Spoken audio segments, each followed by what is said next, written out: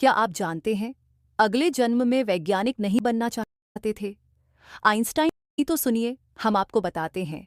सन 1921 में नोबेल पुरस्कार से सम्मानित विश्व के वैज्ञानिक, परमाणु और सापेक्षता के सिद्धांत के अन्वेषक आइंस्टाइन जब अपने जीवन के अंतिम समय में थे, तब एक अमेरिकी पत्रकार ने उनसे पूछा, सर, आप इस सदी के महानतम वैज्ञानिक हैं, आपकी अंतिम इच्छा क्या है?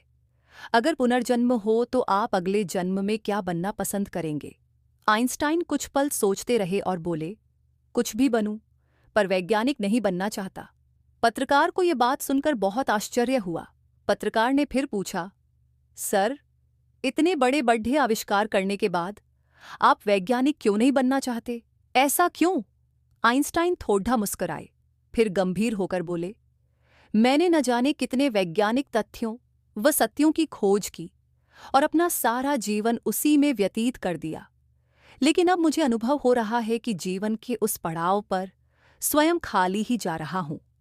मैं उस तत्व पर कभी सोच ही नहीं पाया जो इन सब वैज्ञानिक तत्वों व शक्तियों का खोज करता था। उस आविष्कारक को नहीं खोज पाया जिसने सारे आविष्कार किए।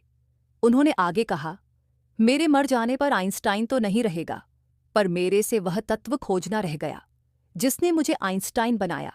मुझे अपने अंतिम समय में इस बात का खेद है और रहेगा कि वैज्ञानिक होते हुए भी मैं क्या क्या खोजने में लगा रहा, लेकिन अपनी स्वयं की खोज नहीं कर पाया। उस अनजाने तथ्य सत्य एवं आत्म तत्व की खोज की तरफ मेरा ध्यान क्यों नहीं गया? यदि पुनर्जन्म है और मेरा भी फिर से जन्म हुआ, तो प्रभु से मेरी एक ही प्रार्थना है, अगले जन्म में मैं आत्मदर्शी आत्म अन्वेषक संत बनूं और जीवन तथा उस परम शक्ति के तथ्यों से आत्म साक्षात करने में सफलता प्राप्त करूं।